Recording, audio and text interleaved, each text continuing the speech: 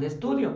Recuerda, maestra, maestro, que si tienes alguna duda, alguna pregunta, escríbala aquí en el chat y al avanzar me voy a regresar porque también recuerda que no los estoy viendo, yo estoy viendo lo mismo que tú estás viendo en pantalla, lo estoy viendo yo. Entonces, si tú tienes alguna duda, déjalo aquí en el chat o al concluir, nos compartes tu comentario. El plan de estudio de la nueva escuela mexicana que se publicó a través del acuerdo 140822, podemos decir que se publica en el mes de agosto del año 2022 y que si tú recuerdas, en ese consejo, en ese ciclo escolar, durante todas las sesiones de consejo técnico, estuvimos desmenuzando lo que era el plan de estudio. Es increíble que ya vamos a hacer 2 años con este acuerdo y que este plan de estudio no ha llegado a nuestras escuelas de manera impresa. Lo tenemos digital, pero a nuestras escuelas no ha llegado. Y entonces podemos decirlo que también ha sido uno de los grandes retos a los cuales nos hemos enfrentado las maestras y los maestros al no tener un insumo impreso. Pero recuerda, en el examen nosotros tenemos que decir que contamos con todos los materiales, que conocemos el plan y los programas de estudio de la nueva escuela mexicana y también lo más importante, maestra, maestro, hoy vas a darte cuenta que hay muchas cosas, yo sé que no con todos, pero con algunos, te vas a dar cuenta que hay muchas cosas que no se trabajan en tu escuela, que no se construye un programa analítico como lo dice el diseño creativo, como lo dice los programas sintéticos, pero recuerda que estamos preparándonos para el examen. Entonces hay que ir identificando y hay que ir observando qué es lo que realmente es el plan y los programas de estudio, ¿sale? Y entonces vámonos ya, ahora sí, que nos dice que el fundamento de este plan de estudio, podemos decirlo que el fundamento legal es la constitución política, de manera específica el artículo 3º, el 4º párrafo y la Ley General de Educación en el título 2º. Si tú recuerdas, el título 2º nos habla, y así se nombra, de la nueva escuela mexicana. La nueva escuela mexicana nos dice que la dignidad humana es el valor intrínseco de esta nueva escuela mexicana. La tarea principal es el encuentro de la humanidad, de las otras y de los otros, entendidos en su diversidad, algo que ahorita escribían ustedes en esta exploración, y también comentarles, yo recuerdo que esto lo abarcaba desde el plan de la 2011 de la RIEP, donde decía, es que el sujeto, el alumno, no se tiene que ver solamente de manera individual, sino también en colectivo y de qué manera va a sumar para el beneficio de todas y todos. Específicamente yo lo recuerdo en ciencias naturales, donde existían proyectos, te planteaban proyectos de la comunidad, cómo realmente el alumno se está implicando para poder beneficiar a todas las personas que lo rodean. Los derechos humanos parten del reconocer de que existen diversos sujetos del derecho. Y esta parte de los derechos humanos, ya también lo hemos mencionado, el alumno tiene que identificar que posee derechos, pero que tiene que respetar los derechos de los demás y que como parte de la característica del ser humano o de la sociedad, nos dice entornos escolares, es que en cierto momento vamos a tener diferencias. Y entonces nos comenta, vamos a tener diferencias, pero lo que tenemos que hacer es dialogar para poder encontrar un punto de acuerdo. Entonces realmente que los derechos humanos se vivan en nuestras escuelas, no solamente se platiquen. Y también si tú lo recuerdas, esto nos los menciona la Ley de los Derechos de las Niñas y Niños, específicamente en el artículo 59, que nos habla del derecho a la educación. Nos dice que tiene como finalidad esta nueva escuela ejercer el derecho a la educación, que además, si tú lo recuerdas y lo vamos relacionando con el criterio 1.1, nos dice que el derecho a la educación es un derecho humano que está fundamentado en el artículo 3º. Garantiza la escolaridad, podemos decirlo, el trayecto formativo, el aprendizaje, que todos los alumnos aprendan, sin importar sus condiciones de vida, sin importar que tenga una discapacidad, así como su participación en relaciones pedagógicas, cómo los alumnos están participando. Y tú lo recuerdas también, yo te lo mencionaba, con una educación democrática. Y entonces la gran pregunta es, ¿cómo estamos haciendo, o qué estamos haciendo, mejor dicho, para lograr que todos nuestros alumnos participen? En el plan de estudio encontramos que la comunidad se entiende como el conjunto de sujetos que se relacionan en un territorio donde se hacen construcciones sociales, simbólicas, económicas e históricas. Lo fundamental es que en la escuela estreche lazos. Si tú recuerdas, cuando revisábamos en el área número 1 y observábamos lo que nos menciona los principios filosóficos, en el desarrollo, en el principio integral, pues ahí dice que se tiene que estrechar los lazos, que realmente que la escuela no solamente trabaje sola, sino que se involucren a todos los miembros de la comunidad. Y ojo, no solamente a los padres de familia, a los miembros de la comunidad los podemos recaer o los podemos mencionar a través de los consejos de participación social, que los vamos a ver en el dominio número 4 y que está fundamentado en la Ley General de Educación. Ahí aparecen los consejos de participación. Y ahora, algo nuevo que presenta, que ahorita lo vamos a ver en una diapositiva, algo nuevo que presenta la nueva escuela mexicana, va en sentido de que la comunidad le tiene que dar el soporte, es el punto de partida, podemos decir, es el que le permite poder implementarse esta nueva escuela mexicana y que todos participen, porque también lo mencionaban hace un momento, estas culturas que existen en nuestra comunidad, que se convergen en nuestra escuela y que si nosotros seguimos ajenos a lo que pasa en la comunidad, no vamos a lograr trabajar y atender a nuestros alumnos que están en nuestras escuelas. Entonces, por eso es importante estrechar estos lazos y fortalecerlos. Hay ocasiones que dicen algunos compañeros maestros, yo sé que ustedes no, hay algunos compañeros que dicen, es que yo quiero, es que a los papás como el sol, mientras más lejos mejor, porque son chismositos, son mentirosos, son quisquillosos, son esto, esto, esto. Hay que lograr que todos los padres de familia participen, que todos los miembros de la comunidad, porque por ejemplo, cuando llegan a robar a la escuela, quien tiene que proteger son los miembros de la comunidad que están en la periferia. O cuando se llega a dar este robo, ellos son los que informan a los directores de la escuela, saben que ellas se metieron, está abierto el portón, etcétera, o a lo mejor vemos a alguien sospechoso y le hablamos a la policía. Lo podemos leer en el acuerdo 716, que nos habla del fundamento de los consejos de participación y nos habla que los padres de familia, bueno, los miembros de la comunidad tienen que proteger su escuela porque la escuela es de la comunidad. Y entonces por eso tenemos que estrechar estos lazos para que la comunidad identifique la responsabilidad que tiene en salvaguardar la integridad de los alumnos, aunque no sean sus hijos y aunque no tengan hijos en la escuela o familiares, y también lo que es, ¿cómo podemos decir? Los bienes con los que cuenta la escuela, ¿sale? También nos dice que en este plan de estudio los saberes implican una forma de apropiarse de la realidad a través de múltiples conocimientos, experiencias y prácticas que expresan la relación entre los sujetos de la educación con el conocimiento y la realidad y constituyen un lazo social. Vuelvo a mencionar, hay que apropiarnos de la realidad.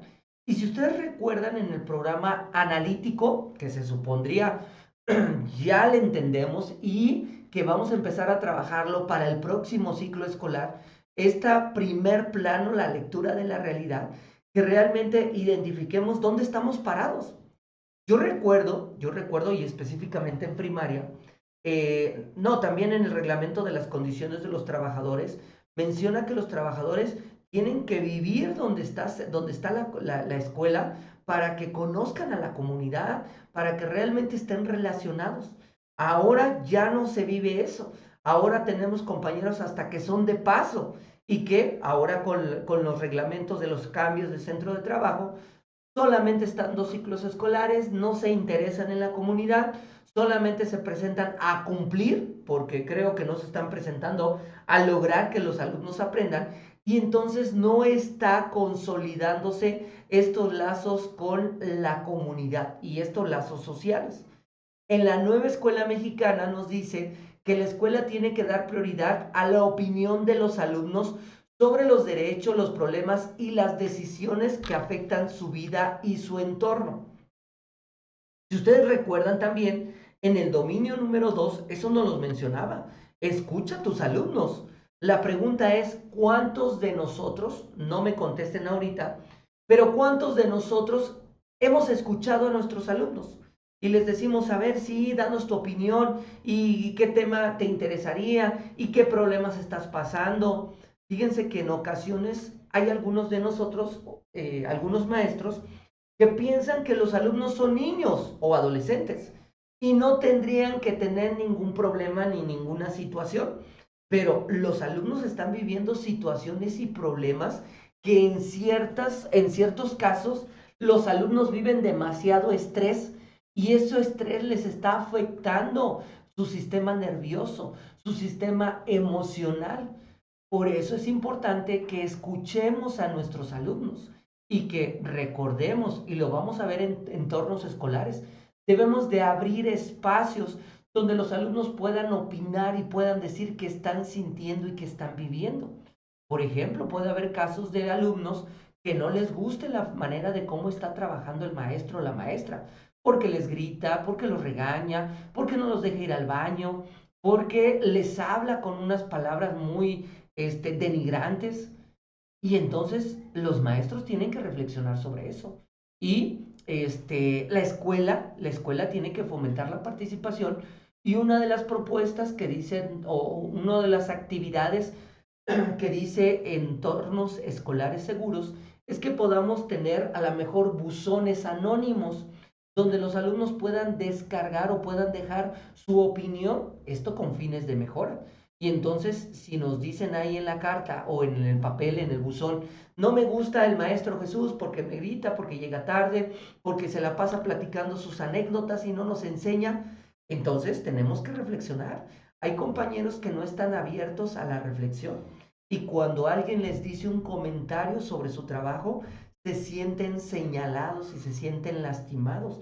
No tendría por qué ser así.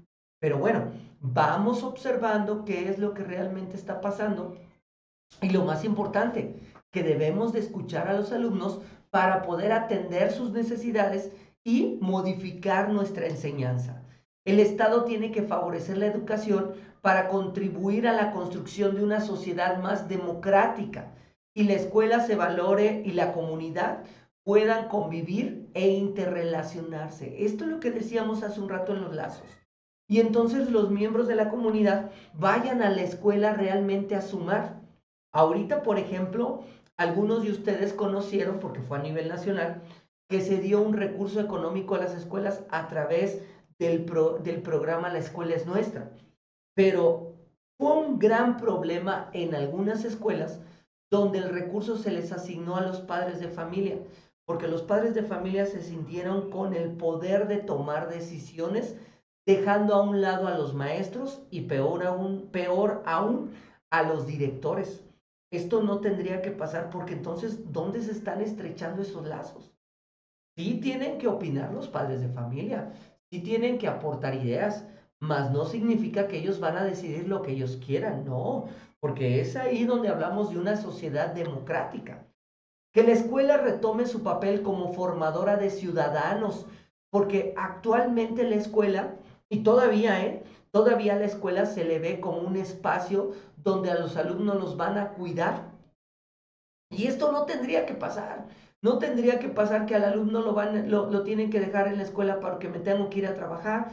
Hay algunos casos que a los niños llegan más temprano que el director o que el maestro Un ejemplo, es una escuela que el ingreso es a las 8, el alumno ya está a las 7 o 15 para las 7 porque el papá se tiene que ir a trabajar y entonces el papá no está involucrado con el trabajo de la escuela por su trabajo. Pero entonces nosotros tenemos que identificar qué es lo que vamos a hacer para comunicarnos con estos padres de familia. Hay una lectura también que la dejaron afuera, pero a mí me encanta, que es la lectura de Sam Brady, que ella nos habla de familias y escuelas. Y Sam Brady nos dice, tienes que buscar estrategias para comunicarte con los papás, ya que uno de las dificultades que presentan los papás, una es el trabajo y la segunda es su desarrollo profesional o su profesión. Y entonces dicen, es que yo le doy prioridad a lo que yo hago y en segundo momento, si es que me queda espacio, a la educación de mis hijos. Entonces, por eso es importante que busquemos la manera de comunicarnos con los padres de familia para que estas limitantes no existan y se pueda fortalecer más esta comunicación. Nos dice que la escuela tienen que ser espacios donde los alumnos aprenden valores, saberes, conocimientos y habilidades para ejercer su ciudadanía. En la nueva escuela mexicana, la convivencia tiene como principio ético la inclusión colectiva, donde requiere un cobijo de la comunidad, así como una respuesta institucional. Si tú recuerdas, cuando hablamos de la inclusión, bueno, primer punto, cuando hablamos de la convivencia, es que ahí se pueda convivir todos los sujetos sin importar sus condiciones. Y dentro de esta convivencia hablamos de una inclusión social y que también te lo decía hace un momento. La escuela tiene una gran responsabilidad sobre lo que está haciendo realmente en su papel y de qué manera está logrando que todos los alumnos participen, aprendan y concluyan. Esta inclusión en el documento se lee muy bonito, pero ya en la práctica es un tema muy complicado. Pero bueno, recordemos que nos estamos preparando para el examen y ahí vamos a mencionar que nuestra escuela realmente se está garantizando la atención para todas y para todos. Porque, ojo, hay algunas escuelas que luego en sus paredes, en sus fachadas de ingreso, le ponen Escuela Emiliano Zapata, Escuela Inclusiva. La inclusión es por ley, ¿eh? No es para andar presumiendo.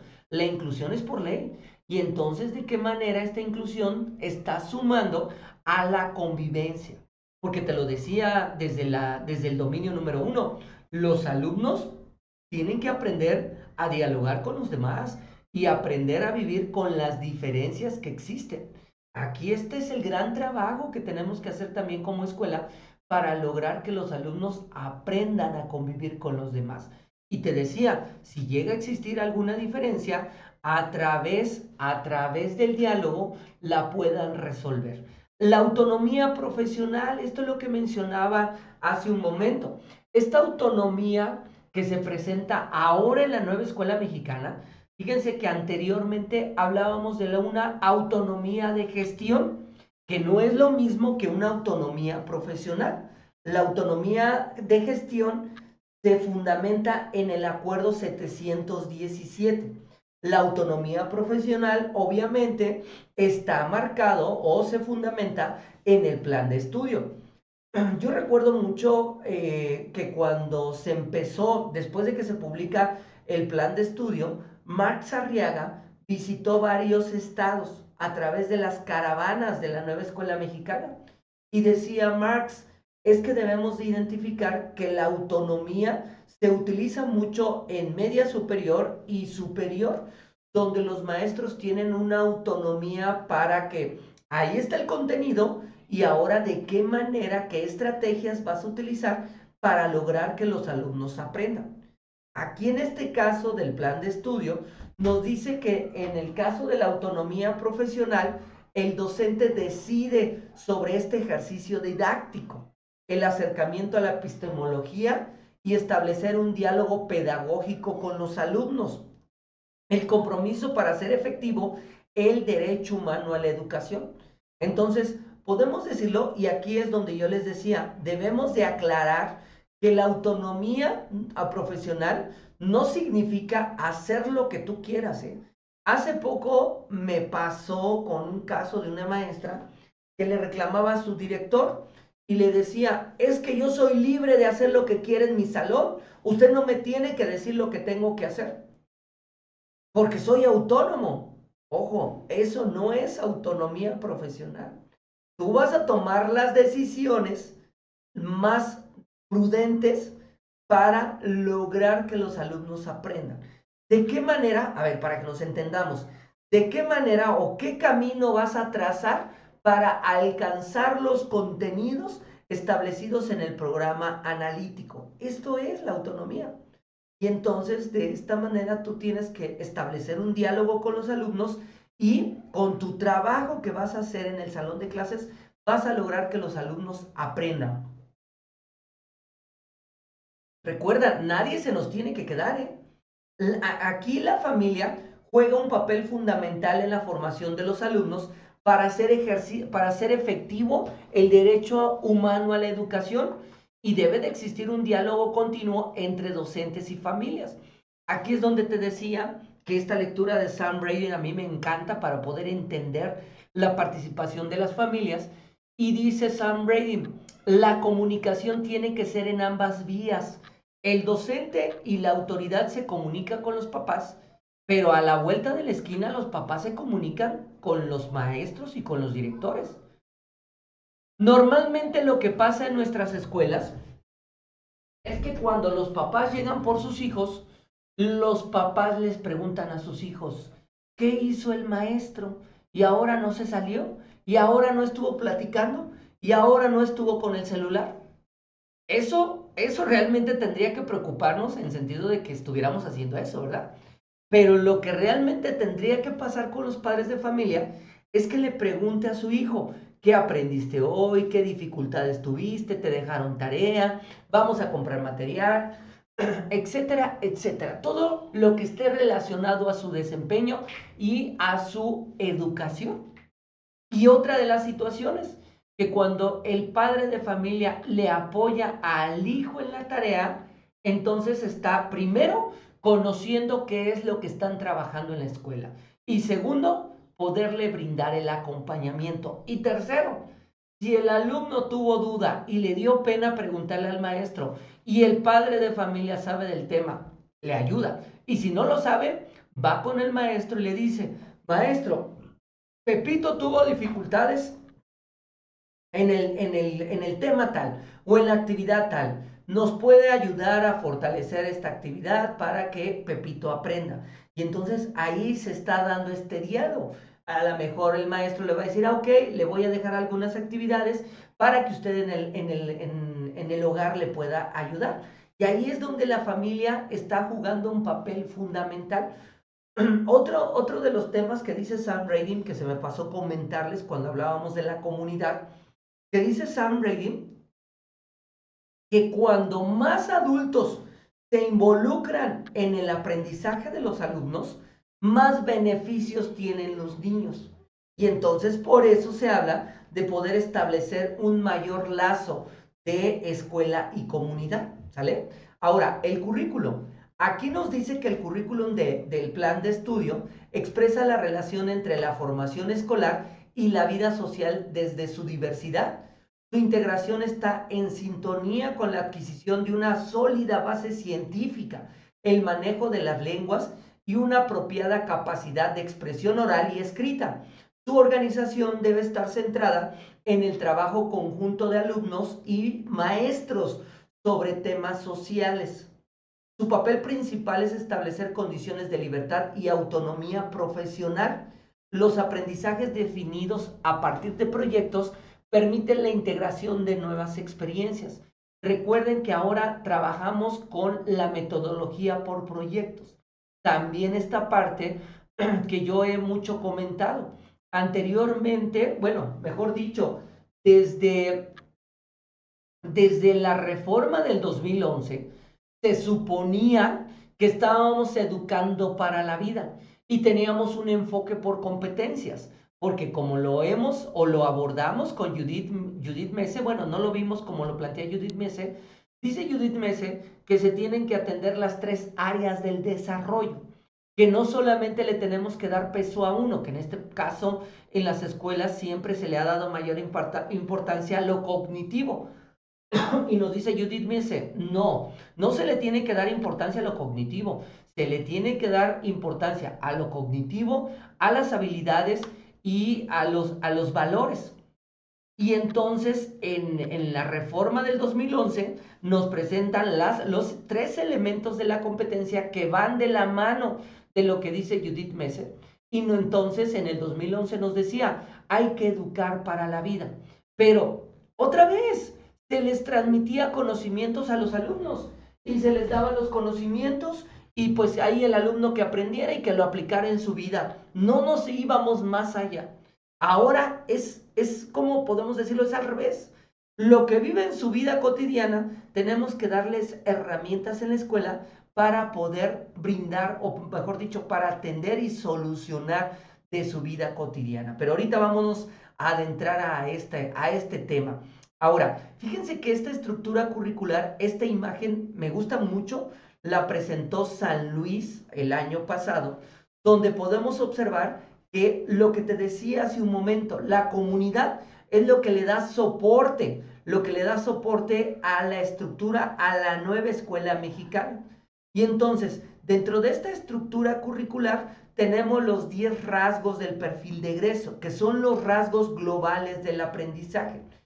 Podemos observar, y también te comento, no tenemos rasgos del perfil de egreso por cada nivel educativo.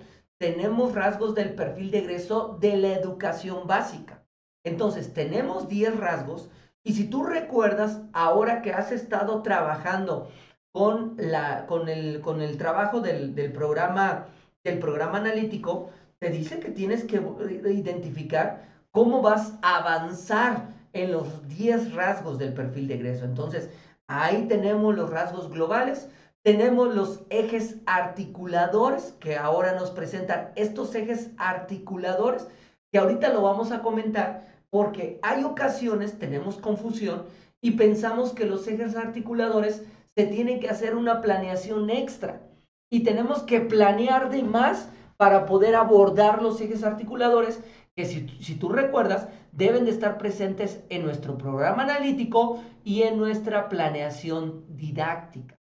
Tenemos los 4 campos formativos, que es la organización de nuestros contenidos y que fíjense que estos campos formativos pues se retoman desde la reforma desde el 2011, pero déjenme decirles que esto va más atrás. Cuando en preescolar empiezan a trabajar con el enfoque por competencias, empiezan a organizarlos por campos formativos. En el 2011, cuando se presenta la RIEP, retoman los campos formativos de preescolar y organizan estos contenidos para poderles dar seguimiento y realmente ahora sí tengamos una articulación de la educación básica. Ya en aprendizajes clave por ahí quisieron hacer otro trabajo diferente.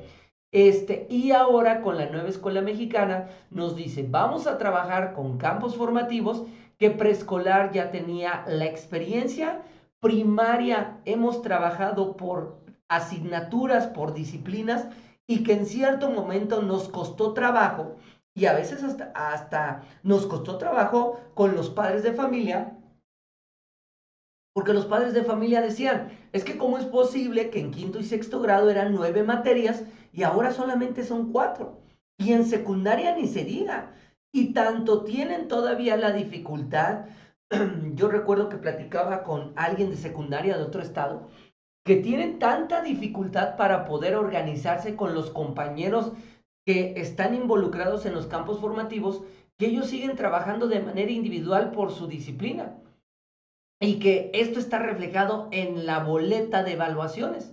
Entonces es ahí donde podemos observar que todavía no hemos aterrizado en el caso de primaria y secundaria con el trabajo de campos formativos que esperemos ahora que está terminando el ciclo escolar, que ya implementamos el plan y los programas de la nueva escuela mexicana, ya estas dudas que teníamos estén más disipadas. Ya ahora sí, ya no tengamos tantas como al inicio teníamos, ¿sale? Porque fíjense que yo escuchaba en una conferencia que me tocó ir a presencial al doctor Jesús Velázquez y decía, es que el ciclo escolar pasado, lo que hizo la secretaría fue agarrar una bici y presentarnos la bici por partes. Y entonces en la primera sesión te dijo, mira, este es el manubrio, en la segunda sesión estos son las llantas, en la tercera esta es la cadena, y ya en la octava, no, mejor dicho, en el taller intensivo de fin de ciclo escolar, te dijo, esta es la bicicleta, súbete y pedaléala. Y pensó la secretaría que presentándonos punto por punto, ya lo íbamos a implementar y iba a ser lo más fácil posible. Pero ya lo vimos que no es así y que la práctica con el marco curricular nos ha ayudado a entender mejor lo que es el plan y los programas de la nueva escuela mexicana.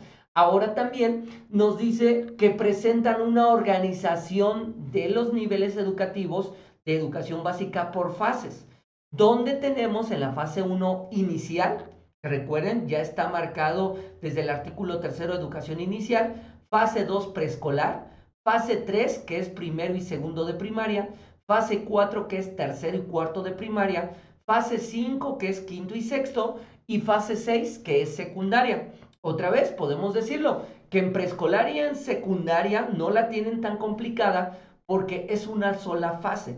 Y en primaria tenemos 3 fases, de acuerdo a los grados y de acuerdo al trabajo que se hace en este nivel educativo.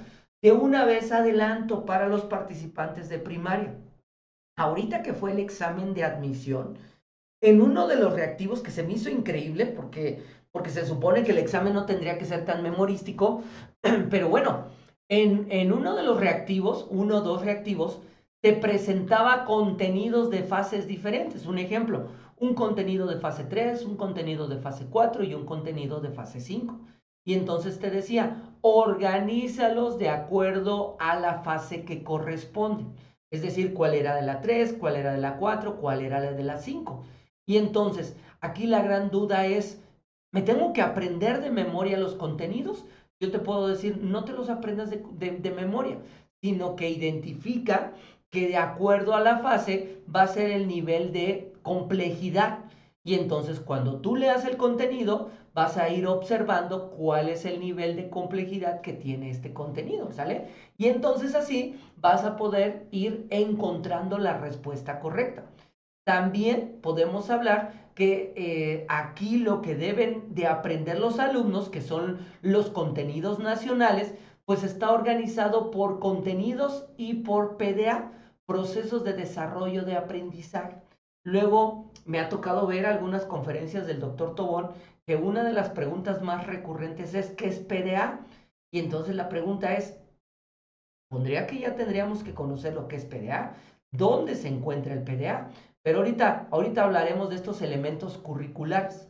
Ahora, los rasgos del perfil de egreso, déjenme decirles que tienen un fundamento legal, ¿eh? Se encuentran en la Ley General de Educación, de manera específica en el artículo 29, fracción primera, donde nos dice los propósitos de la formación integral y son los rasgos globales del aprendizaje.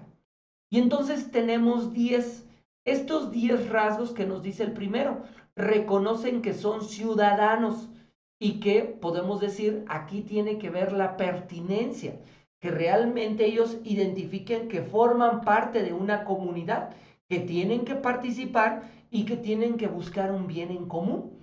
El número 2, viven, reconocen y valoran la diversidad.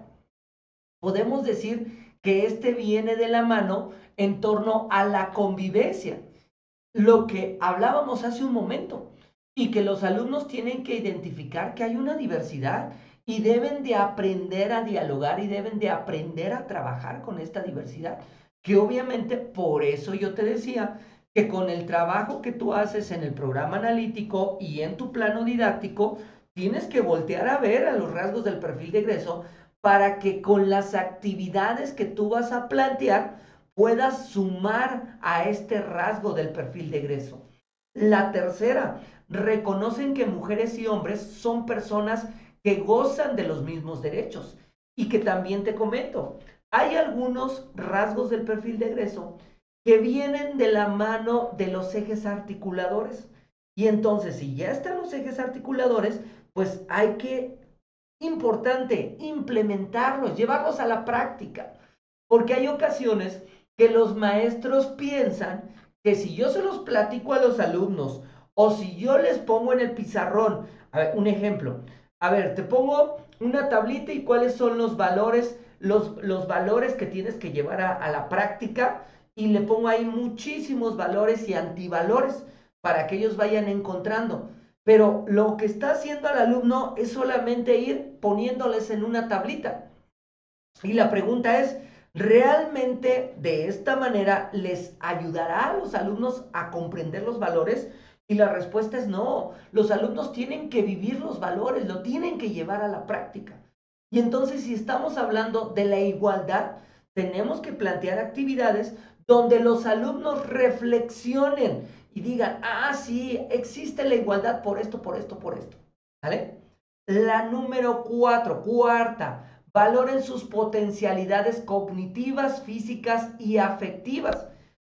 Y entonces aquí podemos decir que viene de la mano la famosa metacognición, donde, ojo también, yo les digo porque yo viví esta confusión desde el año 2011, cuando en primaria nos daban los famosos diplomados de la RIEP, donde las personas que nos asesoraban, pues a veces ellos recibían una capacitación también un poquito complicada.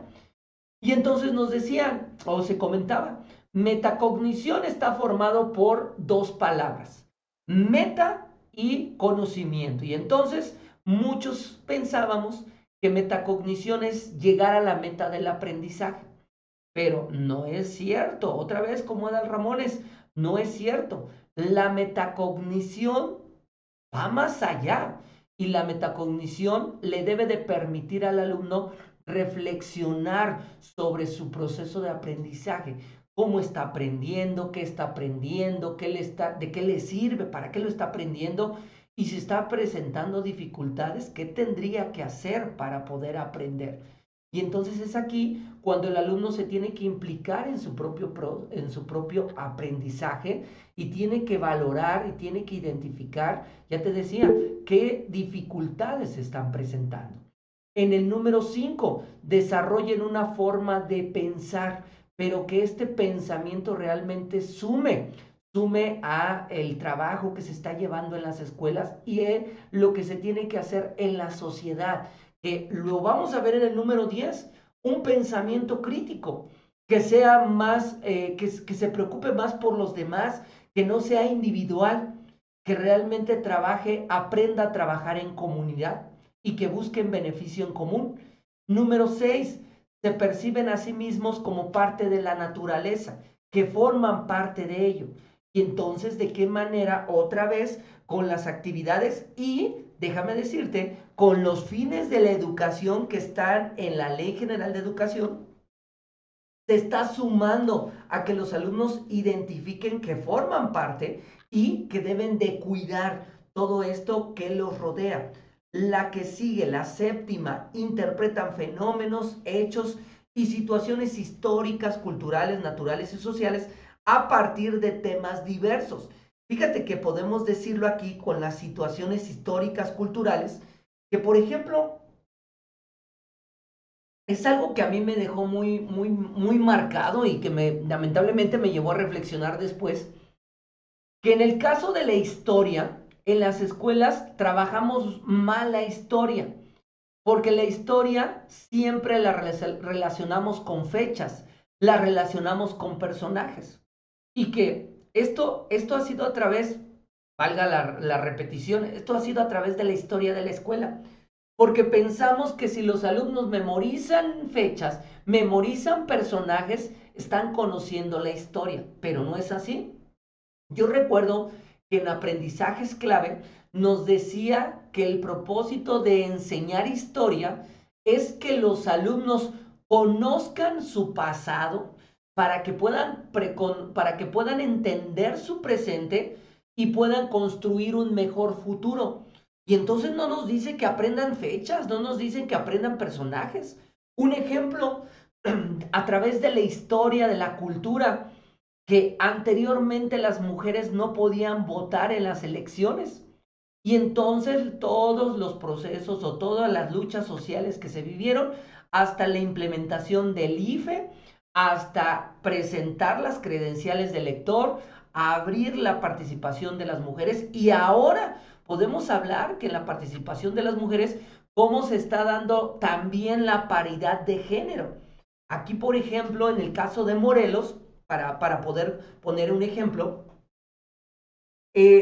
con las votaciones para diputados locales se dieron más votaciones para los hombres, y entonces con los diputados plurinominales, aunque los diputados fueran, en el caso de los hombres, estaban en primera posición de diputados plurinominales, no se les pudo asignar a ellos, se les tenía que asignar a una mujer para que existiera esta paridad y para darle una mayor participación a las mujeres. Y entonces, ahí es Ricardo su micrófono, por favor. Y entonces, ¿cómo realmente esto le permite a nuestros alumnos que tenemos en la escuela comprender? Porque, ojo, ellos es lo que ven ahorita, pero todas estas luchas sociales que se vivieron a través de los tiempos, y que cómo se va a sumar para que se pueda mejorar en un futuro. También con la cuestión natural. El decir ahora que los ciclones vienen con mayor fuerza, que hace más calor, que no llueve o que llueve demasiado. ¿Cómo está sumando la escuela para comprender y atender la realidad de los alumnos y se pueda mejorar la realidad? La que sigue, la número 8, interactuar en procesos de diálogo con respeto y aprecio a la diversidad. También viene de la mano de lo que te decía, que nos marca entornos escolares seguros. Dice que debe de existir un diálogo inclusivo con los alumnos, que tiene que existir un diálogo democrático. Y entonces la pregunta es, ¿cómo lo vamos a hacer? A través de actividades con nuestros alumnos. Nosotros les vamos a plantear que trabajen en equipo. A lo mejor lo que podemos hacer, que también lo dicen entornos escolares, organizar una mesa redonda o una mesa de debates. Y en esta mesa de debates, que los alumnos puedan expresar. Yo, por ejemplo, recuerdo que en esta propuesta de la mesa de debates, que a lo mejor también se puedan abrir espacios donde los alumnos puedan expresar cómo se sienten. Y si sienten ira, por qué se enojan, y cuál sería la solución o cómo tendrían que hacer para regularse. Y entonces, de esta manera, tenemos que priorizar el diálogo, y los alumnos deben de aprender a dialogar, pero también importante que sea con respeto, y que obviamente eso lo vamos a ir sumando con las actividades que vamos a ir proponiendo con nuestros alumnos en nuestro plano didáctico. La que sigue, la 9, intercambian ideas, cosmovisiones y perspectivas mediante distintos lenguajes. ¿Cómo se están comunicando? Como lo decíamos hace un momento, pero realmente cómo están intercambiando opiniones, cómo realmente están aportando su idea, porque es importante que los alumnos se expresen y ellos digan, es que yo pienso que es esto, es que es el otro, y que ellos aprendan a defender su opinión, y que si tienen la razón y el otro alumno dice, híjole, sí tiene razón, me equivoqué, pueda aceptar y pueda cambiar su opinión. Esto es importantísimo, y les decía, esto nos los presenta mucho en entornos escolares, y esto suma a poder atender las problemáticas que tenemos actualmente en nuestras escuelas, que hay muchos reportes por parte de los niños y de los papás de violencia, de bullying, de acoso escolar, que en la mayoría de las ocasiones no existe acoso escolar, pero por eso es importante que los alumnos aprendan a dialogar y aprendan a aceptar las opiniones de los demás, y que obviamente esto sea fundamentado. Y por último, desarrollan el pensamiento crítico, un tema que lo vimos en la sesión anterior del Consejo Técnico, séptima sesión, el pensamiento crítico, que observemos. El pensamiento crítico está en un eje articulador, así como tal el nombre, está en un perfil de egreso, en un eje articulador, y que también lo observamos en los libros sin recetas. Y entonces la pregunta es, ¿qué es lo que estamos haciendo para desarrollar este pensamiento crítico? Pero otra vez, si nosotros trabajamos de manera conductista, donde le decimos al niño, copia, al subraya, te voy a dictar, no vamos a lograr este pensamiento crítico, ¿sale? Ahora, nuestros ejes articuladores, nuestros ejes articuladores.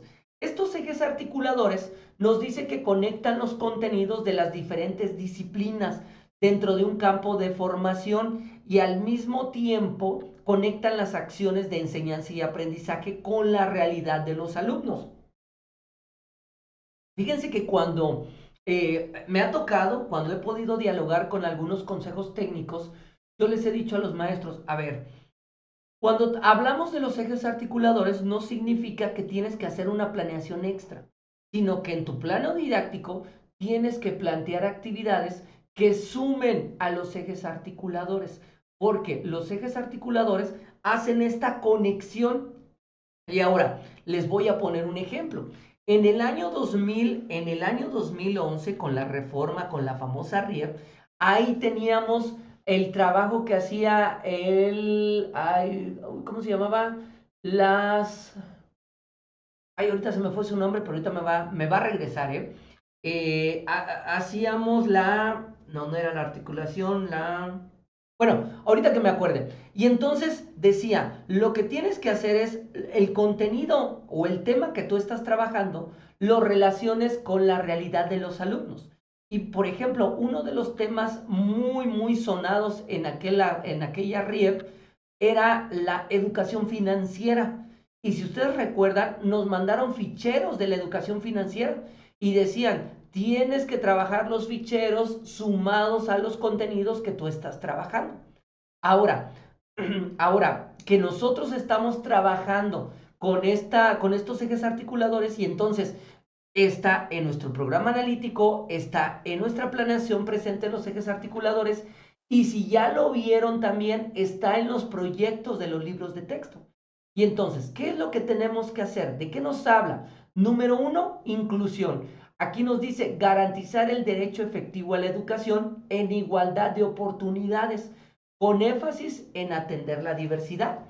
Podemos decirlo que este eje articulador es un eje que no se puede dejar de lado. Podemos decirlo que es el que no puede faltar. El pensamiento crítico, que hace un rato lo mencionábamos, propiciar un desarrollo gradual de capacidades para entender y analizar la complejidad del mundo inmediato. Y entonces este pensamiento crítico que tenemos que fortalecerlo, desarrollarlo en los alumnos. Hay ocasiones que los maestros dicen, es que no me gusta que opinen, es que no me gusta que me estén hablando de más o me distraen o están opinando otra cosa. Esa es la gran tarea de las maestras y de los maestros. Fíjense que en aprendizajes clave nos presentaban los principios pedagógicos y uno de los principios pedagógicos era el aprendizaje no formal.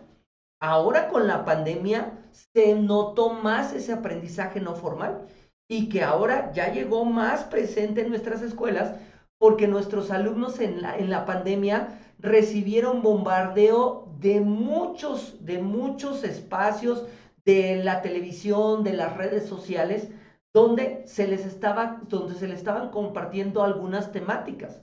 Y entonces cuando los niños llegan a la escuela y empiezan a sumar, a opinar, a abordar, pues nosotros debemos de tomarlos en cuenta para que de esta manera nosotros fomentemos este aprendizaje no formal y ya con el pensamiento crítico los alumnos van a ir analizando realmente qué sí es verdad y qué no es verdad. Pero yo les decía en un consejo técnico, si los propios adultos no hemos podido identificar qué es verdad y qué no es verdad. Así que mucha atención con este pensamiento crítico en nuestros alumnos, pero en nuestra propia persona. Número 3, interculturalidad crítica.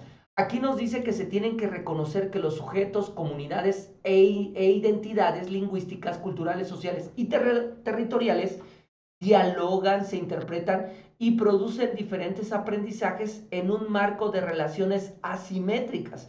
Aquí podemos decir que la interculturalidad crítica viene como lo conocemos con la interculturalidad, que los alumnos puedan dialogar con la diversidad y puedan trabajar y puedan aceptar estas diferencias y que a pesar de las diferencias aprendan a trabajar con los compañeros en las escuelas, con las personas en la sociedad. Porque recuerden que no solamente es lo que van a hacer en la escuela, sino de qué manera esto lo van a llevar a la práctica, a su realidad.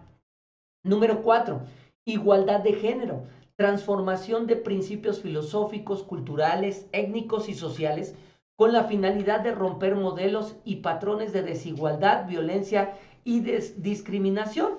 Lo que hemos hablado, lo que hemos mencionado de la igualdad, de lo que nos presentaba en un rasgo del perfil. Número 2, reconocer que hombres y personas, mujeres y hombres gozan de los mismos derechos. Entonces, Aquí,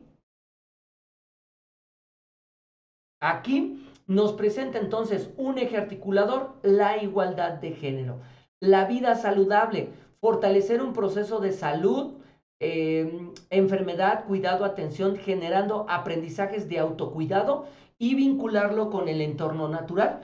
Si recordamos vida saludable, lo presentaron dentro de los contenidos en aprendizajes clave y ya también lo sumaban en educación física. Ahora nos los presentan como un eje articulador que se tiene que fortalecer para que los alumnos reflexionen sobre lo que realmente ellos, o mejor dicho, cómo mantienen una salud adecuada. Y que nosotros no lo tenemos que estar diciendo a cada rato, oye esto, oye el otro, sino con las actividades que vamos a trabajar, vamos a conectar los contenidos con su propia realidad. ¿Sale? La número 6, la lectura y la escritura en el acercamiento a las culturas. Aquí nos dice que implica que la escuela sea una comunidad formadora e inspiradora de lectores y escritores y se acerquen a los textos para comprender el mundo cotidiano. Este tema de la lectura y la escritura, que también lo hemos trabajado por muchos años en diferentes programas que se han hecho en las escuelas para fomentar este tema de lectura y la escritura y que podemos observar que aunque se trabaje un campo formativo de lenguajes, nos los presenta en un eje articulador para conectarlo con la realidad de nuestros alumnos. Y por último, artes y experiencias estéticas. Recuperar el valor formativo de las experiencias estéticas y artísticas que se producen en los alumnos en relación con las manifestaciones culturales, las producciones del arte y de la naturaleza. Y ya, aquí podemos decirlo, que descarga el ejemplo, o mejor dicho, es un organizador que nos presenta una flor de cómo está al centro nuestras niñas, niños y adolescentes, alrededor la comunidad, que es lo que te decía, mientras más adultos participen, más beneficios van a tener nuestros alumnos, al exterior los 4 campos formativos y nuestros 7 ejes articuladores. Estos ejes que los observábamos aquí, cómo se tienen que trabajar y cómo vienen, se tienen que relacionar. Ahora, la organización o el trabajo por campos formativos no es la suma de los contenidos, más bien nos dice que resalta lo que existe en él, propone una reestructuración y una articulación que reconoce la diversidad de saberes para promover cambios, el sentido de la relación entre los objetos del conocimiento que lo integran y los sujetos que participan, la conexión entre contenidos y ejes articuladores en un campo se realiza a partir de la didáctica, la cual se ocupa de propiciar que se diseñen múltiples articulaciones y se establezca para los alumnos diversas situaciones de enseñanza-aprendizaje que los docentes tienen que proponer, propiciando que los alumnos se enfrenten a nuevos saberes. Son áreas de conocimiento que integran diversos conocimientos disciplinares, que son los contenidos, y que son atravesados por los ejes articuladores, ¿sí? Y entonces estos ejes articuladores que ya te decía, van a atravesar los contenidos, pero los van a llevar a la realidad de nuestras niñas, niños y los adolescentes. Y entonces, estos campos formativos que son 4. ¿Cuál es el primero? Lenguajes. ¿Qué nos dice lenguajes? Son construcciones cognitivas, sociales y dinámicas que las personas utilizan desde que nacen, las cuales permiten establecer vínculos que propicien la convivencia y la participación colaborativa con el propósito de comprender y atender situaciones que se le presentan de manera cotidiana. El objeto de aprendizaje es que constituye a partir de las experiencias y la interacción con el mundo mediante el empleo de diferentes lenguajes. Las NNA amplían sus posibilidades de expresión en distintas situaciones. Vincula procesos graduales de aprendizaje del español y las lenguas indígenas, así como los lenguajes artísticos e inglés, como la lengua extranjera y la lengua de señas mexicanas. Ahora, cada campo formativo tiene finalidades. Yo te recomiendo, porque les han preguntado en el examen, yo te recomiendo que a lo mejor hagas un organizador gráfico. Aquí ya te estoy poniendo como un resumen de cada finalidad, las finalidades de cada campo formativo, y a lo mejor puedas elaborar una tablita o si quieres imprimir la imagen que tú estás observando para que tú vayas teniendo una claridad de las finalidades de cada campo formativo, ¿sale? Y entonces, en lenguajes nos presentan 4 finalidades. La primera, la expresión y la comunicación de sus formas de ser y estar en el mundo. Se propicia el diálogo intercultural e inclusivo. Número 2, la experimentación creativa y lúdica que provoca el disfrute de los elementos de las artes a partir de la interacción. También yo te comento que es importante que vayas tomando palabras clave de cada finalidad para que de esta manera tengas una mayor claridad, ¿vale? De las finalidades de cada campo formativo. Número 3, la apropiación progresiva de formas de expresión y comunicación mediante la oralidad, la escucha, la lectura, la escritura, sensorialidad, percepción y composición de diversas producciones. Número 4, establecer vínculos afectivos y el despliegue de herramientas para diversificar las formas de aprendizaje por medio de experiencias artísticas y estéticas. Vámonos con el siguiente, número 2, saberes y pensamiento científico. Nos dice que este campo aporta la formación de una ciudadanía que cuenta con conocimientos para resolver un problema determinado o explicar lo que sucede a su alrededor. Participa de manera democrática, genera y expresa opiniones propias, toma decisiones fundamentadas en asuntos de trascendencia personal y social y contribuye a la formación sustentable de la comunidad. Si tú recuerdas, maestra, maestro, en el correo que yo te mandé con la sesión del día de hoy, ahí te mencioné cuáles son las disciplinas que aborda cada campo formativo. Si también eso te ayuda a comprender las finalidades, pues entonces ahí anótale a un ladito de cada campo formativo cuál es la disciplina que se está contemplando para que así tú tengas un mayor dominio y entendimiento de cada campo formativo. Aquí nos dice que el objeto de aprendizaje es comprender y explicar los fenómenos y los procesos naturales desde la perspectiva de diversos saberes y en su relación con lo social. El pensamiento científico representa un modo de razonamiento que implica relaciones coherentes de conocimientos fundados en el desarrollo de habilidades para indagar, interpretar, modelizar, argumentar y explicar el entorno. Aquí nos aparecen 6 finalidades y aquí algunas finalidades corresponden a las disciplinas que integran este campo formativo. Número 1, la comprensión para explicar procesos y fenómenos naturales en su relación con lo social. Número 2, el reconocimiento y uso de diversos métodos durante la construcción de conocimientos. Número 3, la toma de decisiones libres, responsables y conscientes. Número 4, relaciones sociales igualitarias e interculturales. Número 5, el acercamiento a los conocimientos científicos y tecnológicos.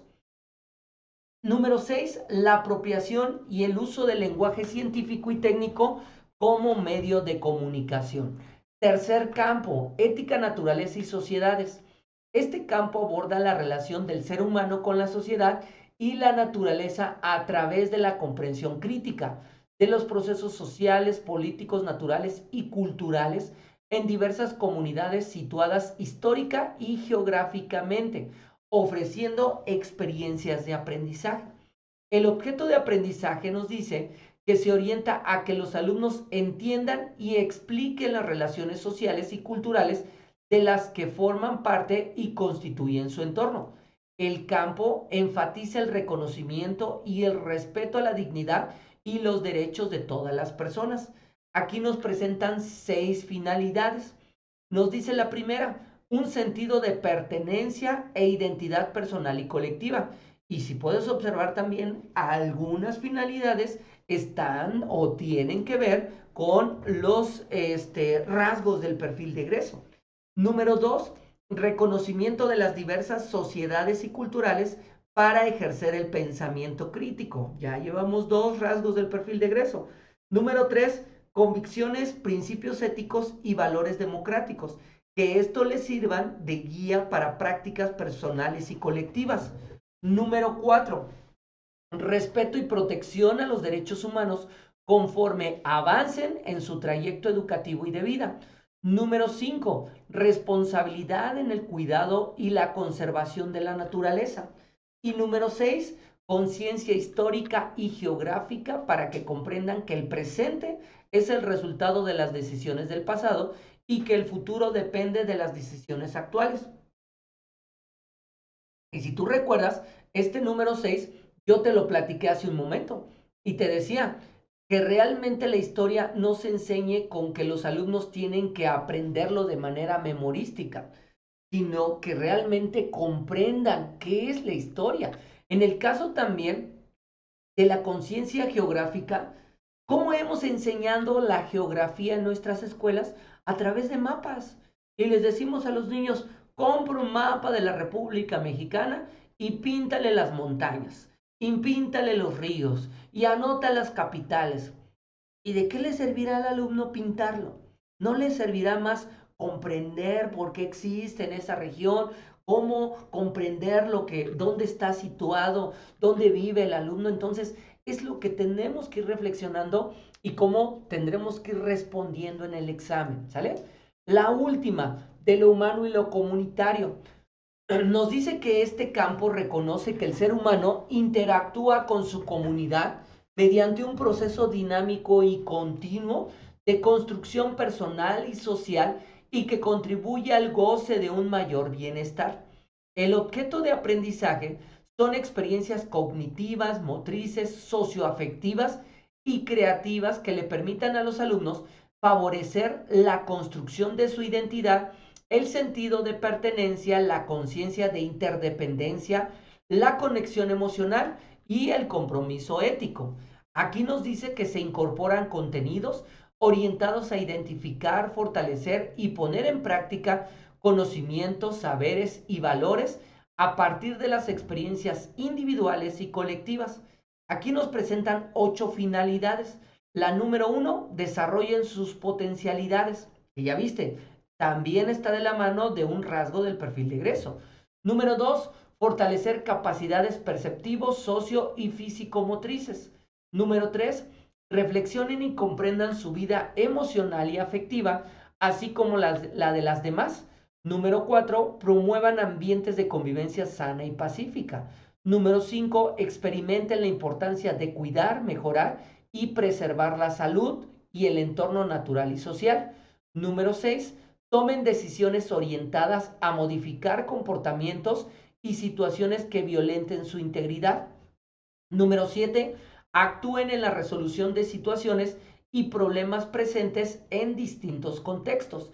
Y número 8, generen sentido de comunidad y fortalezcan su sentido de pertenencia. y nos dice que estos campos formativos tienen una relación con los proyectos. Aquí podemos decir que los proyectos es la modalidad de trabajo didáctico que reconoce la pertinencia de la organización comunitaria dentro y fuera de la escuela para lograr una formación integral. Orienta posibles tejidos en función de los campos formativos y los ejes articuladores, favoreciendo que la comunidad se apropie de los elementos que le permitan gestionar proyectos integradores, pertinentes, didácticos y colectivos. Los proyectos permiten contextualizar los contenidos, ya que pueden organizar la base del trabajo a partir de la realidad. Fíjense que en este caso de los proyectos, yo tuve como referente a dos personas, lo que fue Laura Frade y lo que fue el doctor Sergio Tobón, donde por un lado nos decía la doctora Laura Frade, es que cada campo formativo, dentro de cada campo ya existe la interdisciplina. Y entonces los proyectos se tendrían que hacer por cada campo formativo. Al contrario, el doctor Sergio Tobón dice, es que tú debes de tomar los diferentes campos formativos e identificar esta interdisciplinariedad para que puedas ir avanzando.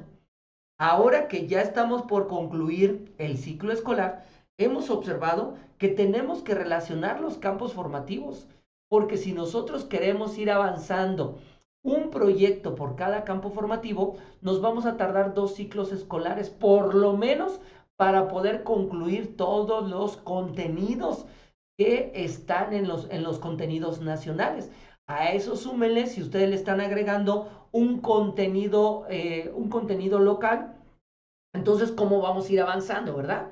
Las metodologías sociocríticas es un aprendizaje basado en la experiencia, la ética y los valores personales, contando siempre con el acompañamiento y el apoyo del docente.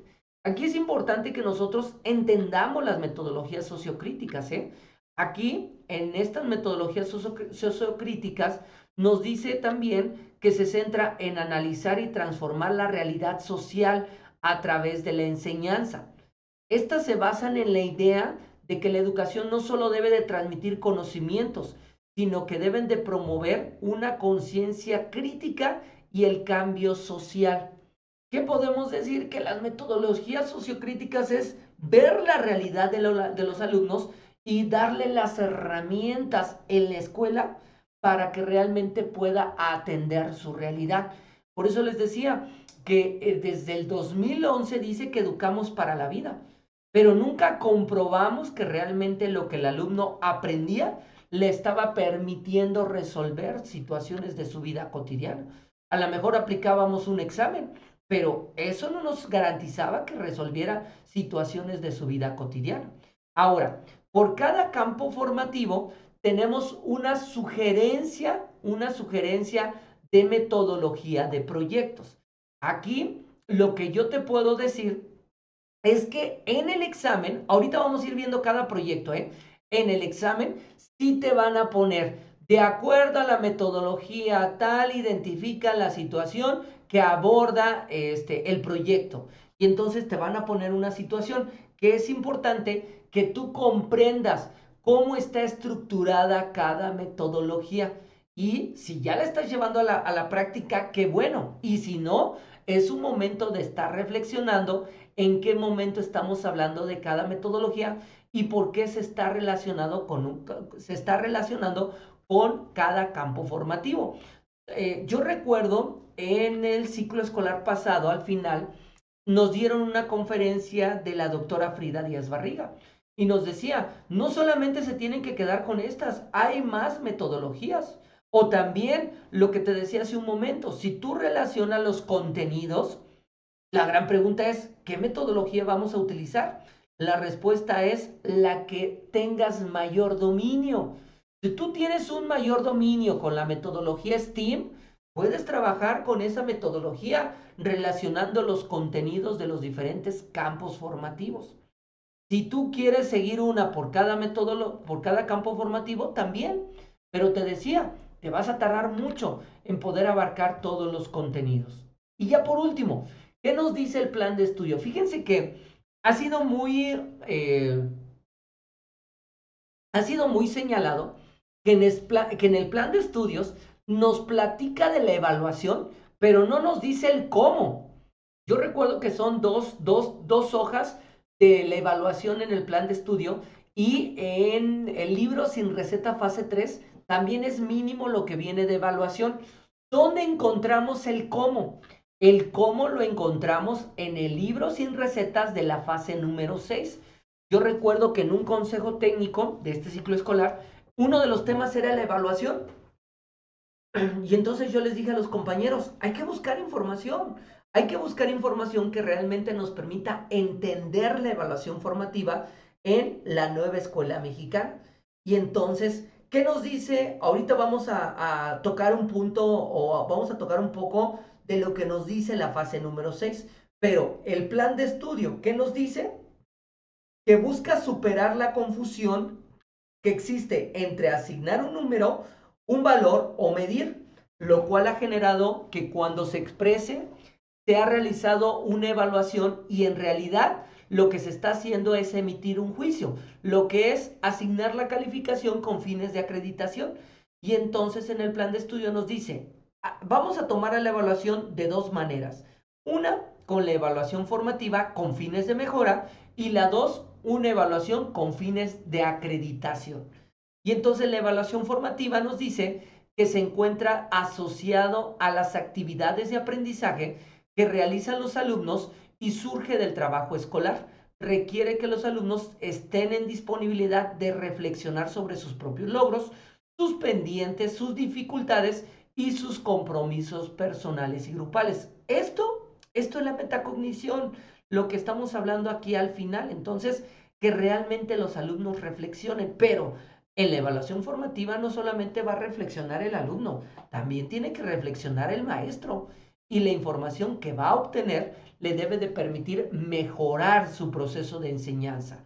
Y la acreditación, que es la calificación, una necesidad del sistema educativo. Yo lo puedo decir, no es del sistema educativo, la necesidad la tiene de GAIR, porque necesita acreditar, necesita certificar a los alumnos en la conclusión de un grado o en la conclusión de un nivel educativo.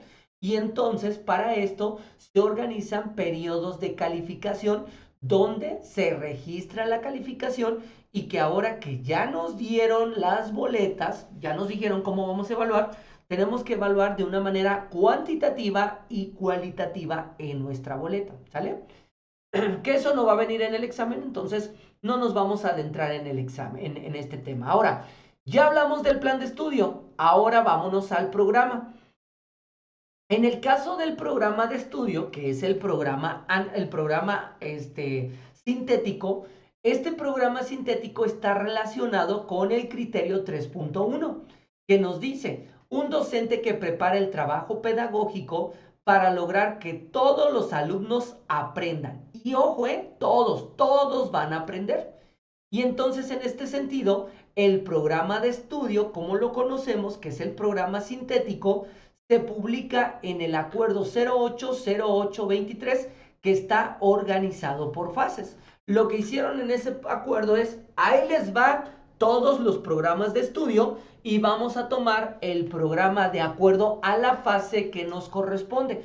Pero para casos del examen, ya les decía, hay que darle una ojeada en el caso de primaria a la fase 3, 4 y 5 para que observemos qué es lo que nos presenta en relación a los contenidos. Podemos verlo, ahorita vas a ver, bueno, me adelanto. Podemos ver cómo está organizado en nuestra fase. Y aquí vienen los contenidos por fase. Y entonces tú te puedes observar y puedes darle una lectura simplemente para que te des una idea, para que vayas observando cuáles son los contenidos de acuerdo a cada fase. No se trata de que lo aprendas de memoria, porque va a ser muy difícil. Si ya sumamos los temas del área número 1, ahora imagínate memorizar los contenidos. No, no los memorices. Solamente identifica para que tengas una mayor claridad, ¿sale? Ahora, el primer nivel de concreción curricular nos dice que este es un documento flexible y constituye el punto de partida desde el cual cada colectivo toma decisiones para el diseño de programas analíticos. acuerdo que en una conferencia el doctor Díaz Barriga nos decía, es que los programas no están terminados. Por ahí algunos debatieron y dijeron, ¿cómo que no están terminados? ¿Y entonces para qué no los mandaron? No, hace referencia a que no están terminados porque cada escuela le va a dar su toque personal a través de los programas analíticos. Es ahí cuando dice que las escuelas le darán su toque, los consejos técnicos escolares. Y aún así, cuando construyan sus programas analíticos, los programas analíticos no están terminados porque tienen que estar sujetos a una reflexión y a una revisión permanente. Nos dice que consiste en un planteamiento de contenidos nacionales. Es un documento inacabado que se concreta para cada fase. Los contenidos que se abordan en cada campo formativo, como los PDAs correspondientes, y mantienen una relación con el perfil de egreso y los ejes articuladores. Debe de quedar claro que los contenidos que están en los programas sintéticos son los contenidos nacionales y son los que debemos de abarcar, todos, todos debemos de abarcar. Si nosotros le estamos sumando contenidos locales, pues tienes que abarcar los nacionales más los locales. Entonces, lo que debemos de quedar claro es abarcar, tenemos que abarcar los contenidos. Aquí lo importante es la organización de acuerdo al contexto y con tu autonomía profesional, cuál es el camino que tú vas a seguir para lograr que los alumnos aprendan. La organización de los programas sintéticos. Primero, elementos curriculares. Número dos, los contenidos, que es la tablita que ya te enseñaba. Los campos formativos por cada fase. El programa analítico y las reflexiones para la evaluación formativa. Fíjate que en el número 3 de los campos formativos vienen las especificidades. Aquí yo les recomiendo que vayan revisando las especificidades y otra vez va más para primaria porque tienen 3 fases. Vayan revisando las especificidades de los campos formativos. Al momento no han preguntado de las especificidades, no han venido en el examen.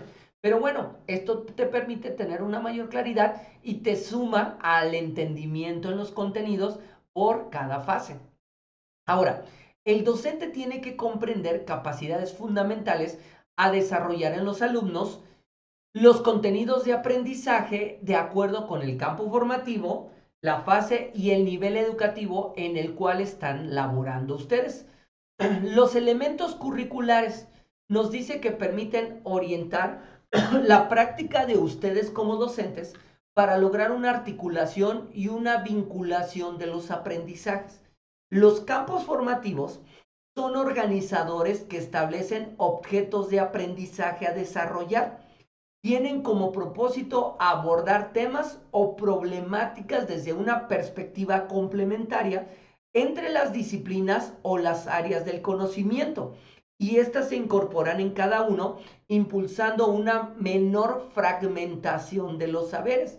Y este caso de los campos formativos, eso sí lo escuché con la doctora Laura Frade, que decía, es que el gran problema que teníamos anteriormente, y otra vez lo ponía en ejemplo en primaria o en telesecundaria, va en sentido de que estabas abordando un contenido de español y entonces tu cronograma te decía, vas a trabajar 1 hora y después pasabas a matemáticas o pasabas a ciencias naturales.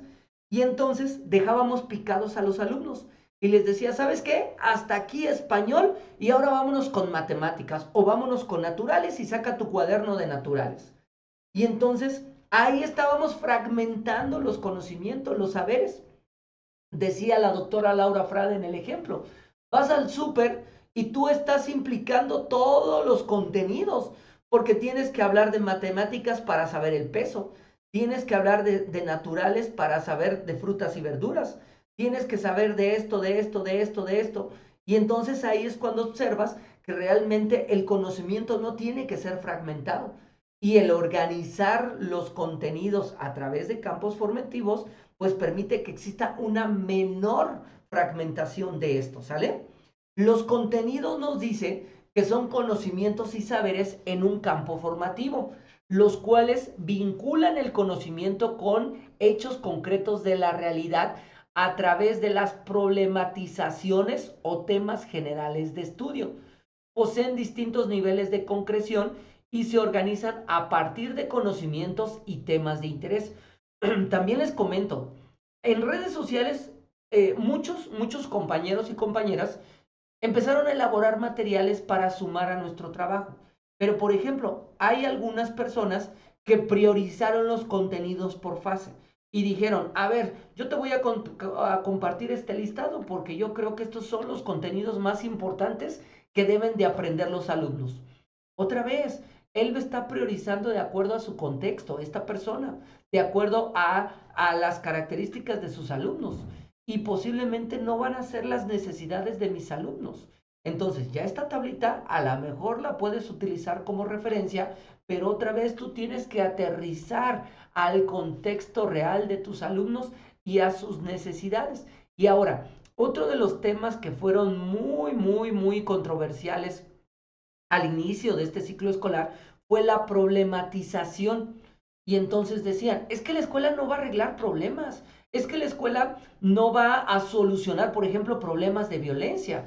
No, no va a sumar, no va a arreglar, pero tiene que sumar porque, por ejemplo, si hablamos de situaciones de violencia, esto tiene o viene de la mano de la convivencia sana y pacífica. Y entonces, si tú le estás dando herramientas al alumno para que conviva en sociedad, eso se va a reflejar en el salón de clases.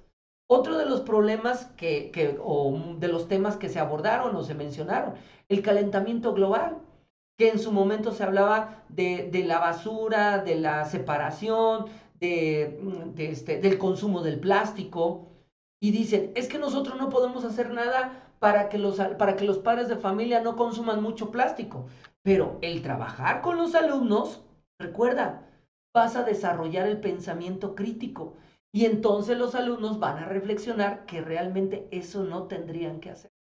Yo le ponía un ejemplo en un consejo técnico y les decía, maestros, yo recuerdo cuando era maestro, nada más que no me perdí en el año, no recuerdo si fue en el 2006, 2007, que empezamos a trabajar en las escuelas con el plato del buen comer y con la jarra del buen beber. Y entonces lo que teníamos que hacer es que los alumnos reflexionaran sobre la alimentación que tenían. Una de las situaciones o de los temas era el consumo de los refrescos de cola. Los refrescos de cola es parte de la cultura de nuestro país, porque hay algunas personas que a los refrescos de cola lo ven como algo medicinal, que ya no te hizo digestión, tómate un refresco de cola, que te está bajando la presión, tómate un refresco de cola. Entonces, este es un tema que viene más relacionado con la cultura, pero cuando los alumnos identifican que deben de alimentarse de manera saludable, que deben de cuidar, que deben de hacer ejercicio, mantener una buena salud física y mental, llevar a cabo actividades que le permitan mantener esta salud, entonces lo que le estamos dando en la escuela son herramientas para que lo lleven a la práctica. Entonces, eso es lo que tenemos que ir identificando y que ahora la escuela ha cambiado mucho su papel, ¿eh? La escuela ya no es como antes y no solamente es, el tema son actividades económicas. Le digo, son 3 actividades, le explico, le pongo ejemplos, le pongo los temas y que lo ponga en una tablita y ya el alumno lo está aprendiendo. No, eso ya tiene que cambiar. Proceso de desarrollo de aprendizaje, otro elemento curricular. Nos dice que estos PDA, que ahora anótenlo ahí, esos son los PDA, representan recorridos o rutas que deben dar cuenta de la forma de cómo los alumnos se apropian de aprendizajes y le permiten comprender el mundo que los rodea e intervenir en distintas situaciones. Entonces, esos son los PDA. Y aquí podemos observar campos formativos, bueno, está un poquito pixeleada, pero esto está en el plan de estudio, campos formativos, los 4 campos formativos, los contenidos y los contenidos con sus PDA, con sus procesos de desarrollo. Aquí, ustedes como docentes tienen que identificar estrategias y actividades didácticas que sean acorde a los contenidos de aprendizaje contextualizados para poder responder a las características, necesidades educativas y los entornos de nuestros alumnos. Ya te vuelvo a repetir y lo decía hace un momento. En el dominio número 2 teníamos que conocer a nuestros alumnos. En el dominio número 3 dice, ya los conoces, ahora lo que tienen que aprender, pero tienes que partir de la información que obtuviste de tus alumnos para lograr que realmente los alumnos aprendan. Aquí ustedes como docentes tienen que reconocer la importancia de la formación integral de sus alumnos, diseñando actividades que fomenten el desarrollo socioemocional, el pensamiento crítico, la lectura y la escritura, las artes, el cuidado de la salud, la igualdad de género, la cultura de paz y la protección del medio ambiente. Tienen que planear estrategias y actividades didácticas que fortalezcan el logro progresivo de los aprendizajes y aseguren que los alumnos tengan experiencias que les ayuden a aprender mejor. Recuerda, dentro de las actividades que tú le vas a plantear al alumno, tienen que ser retos cognitivos, desafíos intelectuales. La finalidad es que el alumno piense, que lo que te decía, que el alumno piense, reflexione, se desarrolle el pensamiento crítico.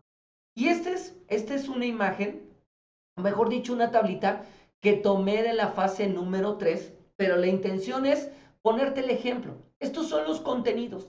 Nos dice que no tiene un seguimiento, no te lo están presentando para darle un seguimiento como viene aquí, que en la primera línea sí trabajes todos estos contenidos. No, tú vas a trabajar, vas a ir abordando, que esto ahorita lo vamos a ver, de acuerdo a tu lectura de la realidad y lo que dice el segundo plano, con la contextualización.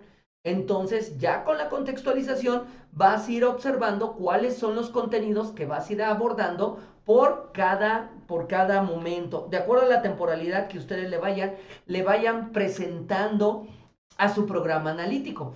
Y ya te decía, para primaria específicamente, les recomiendo revisen las especificidades por cada campo formativo de la fase. Y entonces ya tenemos los contenidos, que fue esta tablita, y después nos va desprendiendo los contenidos, no, ya me equivoqué. Bueno, sí, esta es la fase número 3, pero esta es de la fase número 2.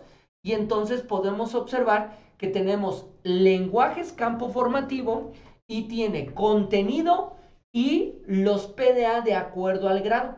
Primer grado, segundo grado, tercer grado. Nos vamos a ver ese pensamiento científico, contenido y los PDA. En el caso de primaria, pues nos ponen los PDA de lo que serían 2 grados. Primero, segundo, tercero, cuarto, quinto y sexto. En el caso de secundaria, aparece similar a lo que están viendo ahorita en pantalla.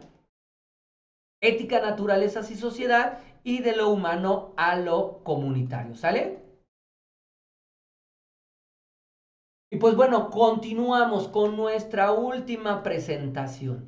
Aquí en esta presentación vamos a ir concretando también el criterio 3.2 y el criterio 3.4, lo que es la planeación y lo que es la evaluación. Aquí nos dice que ustedes deben de poner en práctica, ya lo veíamos, conocimientos, habilidades y actitudes sobre cómo elaboran su planeación, sobre cómo evalúan a sus alumnos, sobre el conocimiento que tienen de ellos, la diversidad que existe en su grupo para que todos aprendan y alcancen el máximo logro del aprendizaje.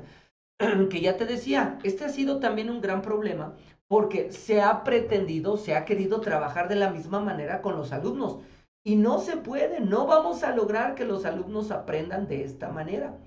Para crear un ambiente propicio para el aprendizaje, deben ustedes tomar decisiones relevantes e informadas sobre qué, cómo y para qué van a enseñar.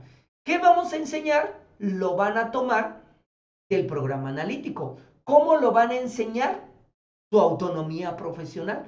¿Para qué van a enseñar?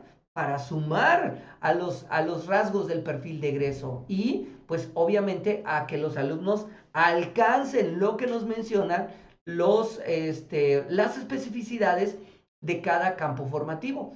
Deben de diseñar actividades didácticas, distribuir el tiempo escolar, lo que te había mencionado, deben de ser muy celosos con el uso del tiempo efectivo en sus salones de clase y que realmente lo que están haciendo en su salón de clases logre que los alumnos aprendan, pero el tiempo siempre tiene que estar destinado al aprendizaje. Hay algunos compañeros que luego tardan media hora en pasar lista. Hay algunos que tardan una hora en calificar tarea. Si son de secundaria, ya se les fue el módulo. Entonces, hay que dejar tarea, pero que sea fácil de calificar.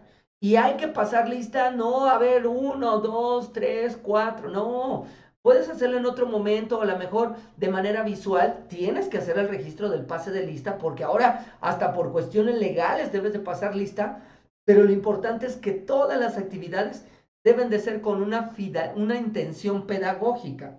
Seleccionar materiales y recursos didácticos adecuados y disponibles, donde también consideres el uso de las TICAD. Ahora, aquí puedes observar lo que yo te decía. Esto que estamos viendo de la nueva escuela mexicana está fundamentado o está tomado, mejor dicho, es tomado de la subárea 2.1, 2.2. Se valora que se apliquen elementos de la propuesta curricular basado en el modelo educativo de la nueva escuela.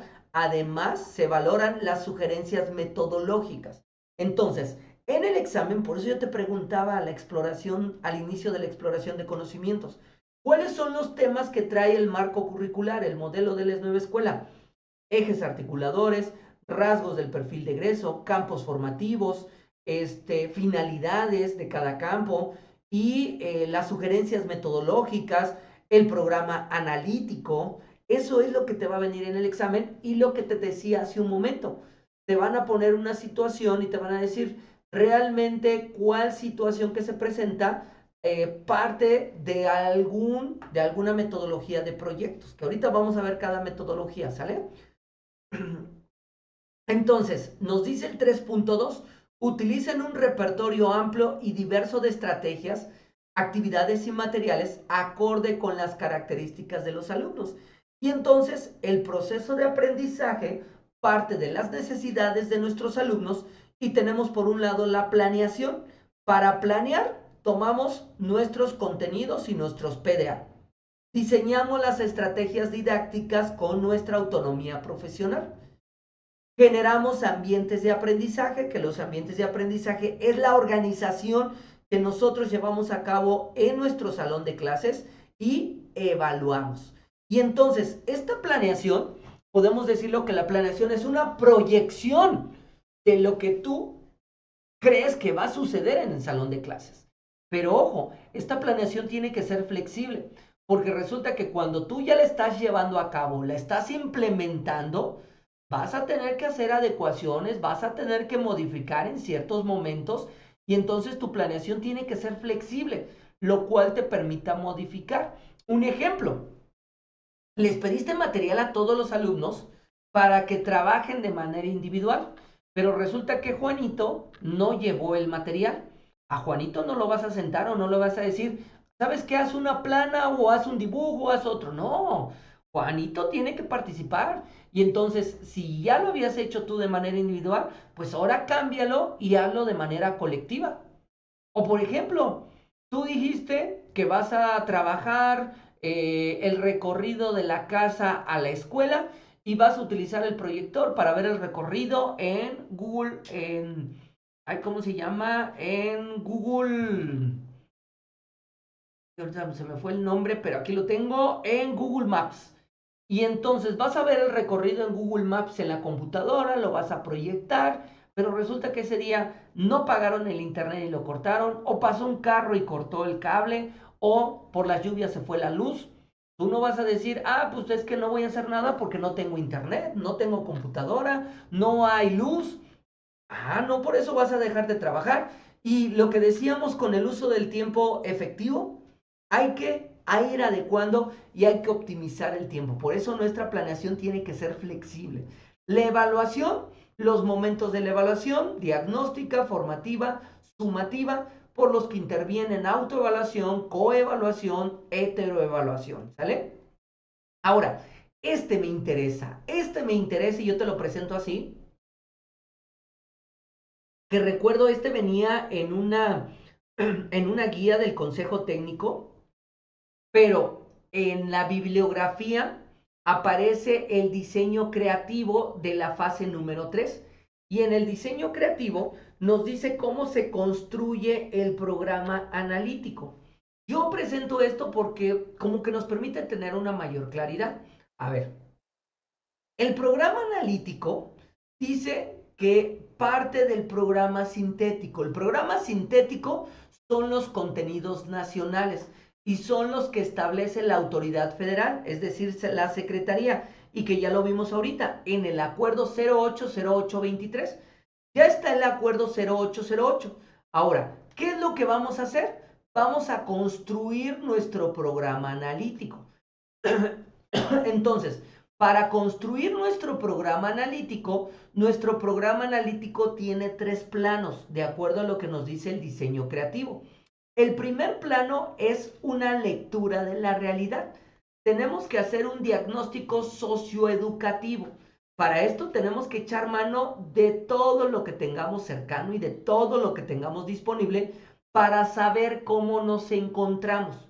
No voy a abordar mucho esta parte del primer plano, porque lo único que debemos de comprender en las opciones de respuesta es que el primer plano es elaborar un diagnóstico.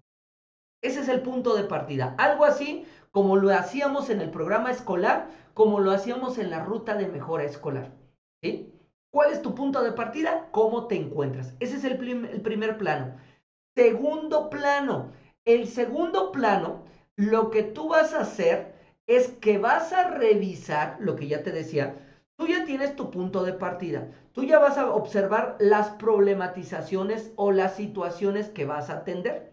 Ahora, lo que vas a hacer es, vas a tomar tu programa sintético, tus tablitas de los contenidos y vas a observar cuáles son los contenidos que vas a ir abordando. Aquí en este segundo plano ya podemos ir hablando de la temporalidad. Lo más recomendable que nos ha mencionado el doctor Sergio Tobón es que vayamos elaborando un programa analítico de manera trimestral, de manera de cómo vamos evaluando a los alumnos. Y entonces en el primer momento, en el primer periodo, en el primer trimestre, como lo conozcan ustedes, es ahí elaboraron este programa analítico y ahora para el siguiente momento vámonos con otro programa analítico de este segundo momento y entonces ya vas a ir revisando qué tanto has avanzado en la lectura de la realidad y ahora cuáles son los contenidos que seguirás abordando. Eso es lo que haces en la contextualización. Otra vez, pendiente con esto, porque en el examen lo que han estado haciendo es esa parte de que te hacen preguntas. ¿Cuál situación aborda primer plano, segundo plano, tercer plano? Y en las opciones de respuesta te ponen los 3 planos, ¿eh? Entonces hay que ir entendiendo. Primer plano, diagnóstico, cómo te encuentras, cómo se encuentra la escuela, los alumnos. Segundo, relacionar ese punto de partida con los contenidos. Es ahí cuando contextualizamos, porque te decía, el doctor Díaz Barriga dice, no vas a ir trabajando los contenidos como vayan apareciendo en el programa sintético, sino los tendrás que ir abordando de acuerdo a tu realidad. Por eso te decía que hay compañeros que luego elaboran una prioridad de contenidos y dicen, es que este es los que más importan atender, pero las características de tus alumnos no son las mismas. Por eso es importante que ustedes tengan un mayor dominio. Bueno, primer punto, planteen la realidad para que ahora sí vayan identificando los contenidos que irán trabajando.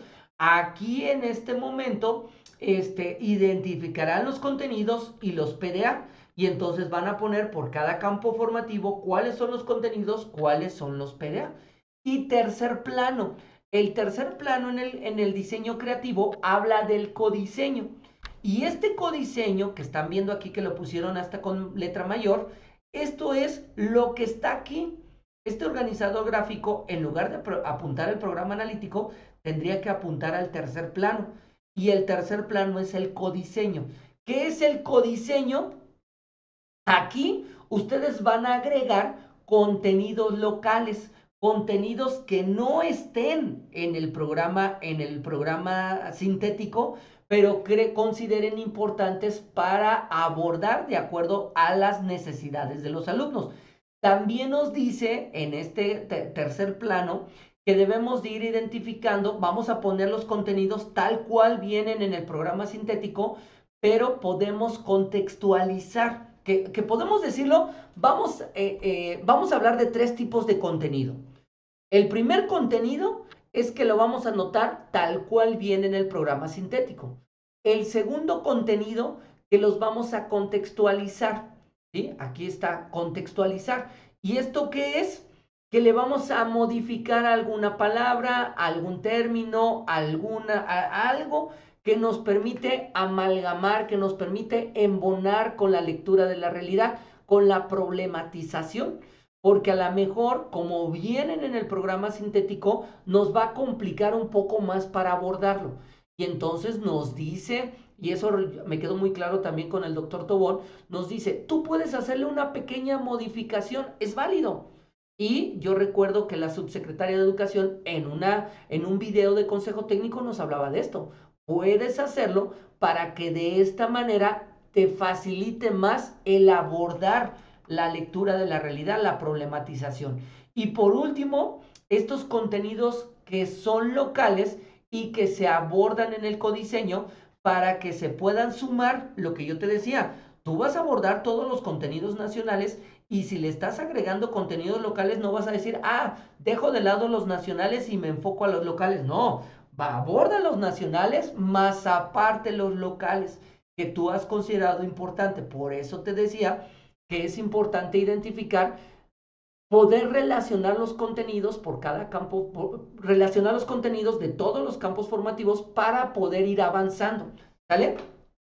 Algo también importante que se me pasó a aclarar es que en el programa analítico no vamos a poner actividades. Este también ha sido uno de los grandes dificultades o confusiones que hemos tenido, porque hay algunos compañeros que desde el programa analítico ya quieren poner cuáles son las actividades que van a realizar y no. Ya vimos cómo se está elaborando y cómo se construye el programa analítico. El programa analítico solamente consta de 3 planos. El siguiente plano se sale del programa analítico, que es el plano didáctico. Son las actividades de aprendizaje que vas a diseñar, lo que tú vas a planear que vas a trabajar con tus alumnos. Ahora, también comentarte, cuando tú planeas, tú no vas a tomar el programa sintético como normalmente lo hacíamos. Anteriormente, de la nueva escuela mexicana, cualquiera de las reformas anteriores, siempre tomabas el programa de estudio para hacer tu planeación. Ahora no, para hacer tu planeación vas a tomar lo que es el programa analítico porque ya partiste de la realidad, contextualizaste los contenidos y ahora agregaste los locales y entonces para elaborar tu planeación vas a tomar esto. Este es el que tú tomas como referencia para hacer tu planificación didáctica. Y ahora, esta planificación didáctica que está en el plano didáctico es planear cada proyecto que ya se mencionó en el programa analítico y esto se hace siguiendo una determinada metodología. Aquí una de las grandes preguntas es, ¿qué es lo que debe de abordar mi planeación? Primero, antes de irnos a los elementos que debe de abordar tu planeación, nos vamos con cada metodología. Aquí está. Primera, campo formativo, lenguajes. ¿Cuál es la metodología? Aprendizaje basado en proyectos comunitarios. Podemos mencionar que este es la metodología más extensa, que hablamos de 11 momentos organizados en 3 fases. Aquí nos dice que esta metodología se basa en la curiosidad y en la investigación de los alumnos. Se enfoca en un desafío importante para que lo investiguen y lo resuelvan. Entonces, yo te recomiendo, maestra, maestro, si no has llevado a cabo proyectos con esta metodología, que ahorita con el tiempo que te queda, apliques un proyecto por cada metodología para que tú tengas una mayor claridad. Ustedes, a diferencia de los compañeros de admisión, tienen una ventaja porque tienen grupo, porque están en la realidad. Y entonces apliquen un proyecto por cada metodología para que vayan comprendiendo. Esa es la finalidad. Y entonces nos dice, en la fase 1, planeación, problema y ruta de la acción. Fase 2, producciones para atender el problema. Fase 3, intervención, difusión y seguimiento de producciones. Aquí también quiero hacer una pausa porque algunos de ustedes me mandaron un mensaje y me dijeron, maestro, solamente nos ha compartido un simulador. Y es efectivamente un simulador el que les he compartido porque ahorita estoy construyendo simuladores relacionados a las áreas. Hoy pienso mandarles el simulador del área número 1. Espero en la semana mandarles, o si no la próxima semana, el simulador del área número 2. Y con estos simuladores les voy a poner el ejemplo del tipo de reactivo que se presentó, o mejor dicho, cómo se presenta con las metodologías y cómo deben de contestar ustedes. Entonces, la finalidad del simulador va a ser retroalimentar, comprender cómo van a responder en el examen, porque la próxima sesión es lo que vamos a hacer. En la próxima sesión, lo que haremos es que ustedes les voy a explicar cómo se construyen los reactivos y qué estrategias deben de utilizar para contestar en el examen, ¿sale? Siguiente metodología, la metodología STEAM, que es del campo formativo Saberes y Pensamiento Científico. Aquí nos dice que esta metodología impulsa la formación del carácter técnico, científico y artístico de las etapas educativas con un enfoque interdisciplinario y transdisciplinario. Favorece el pensamiento crítico y la adopción del método científico. Solamente habla de 5 fases: introducción al tema, diseño de investigación, desarrollo, organizar y estructurar las respuestas, presentación de los resultados de indagación, aplicación y la metacognición. Siguiente, aprendizaje basado en problemas, campo formativo, ética, naturaleza y sociedades. Ojo, dentro de los reactivos que hasta este momento, bueno, de las evaluaciones que se han presentado, no te pregunta cuáles son las fases o cuáles son los momentos, ¿eh? No te los va a preguntar, te pone una situación de ejemplo y entonces tú tendrás que responder de acuerdo a lo que te está mencionando. Un ejemplo pudiera ser, de acuerdo a la metodología STEAM, identifica la situación que aborde la fase 3 de organizar y estructurar respuestas. Y entonces tendrás que buscar lo acorde a la fase número 3. Por eso te decía que es importante que ahorita que todavía tienes tiempo, pongas en práctica estos 4 metodologías para que lo comprendas más en la práctica.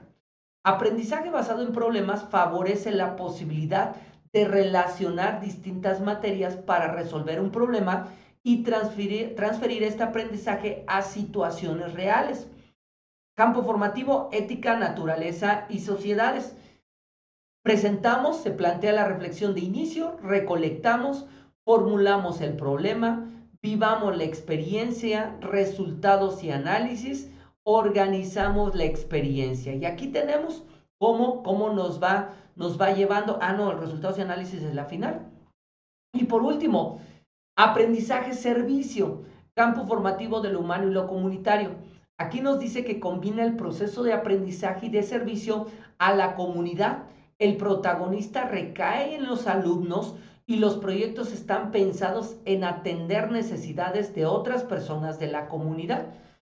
Observamos, punto de partida, lo que sé y lo que quiero saber, organicemos las actividades, creatividad en marcha, compartimos y evaluamos lo aprendido.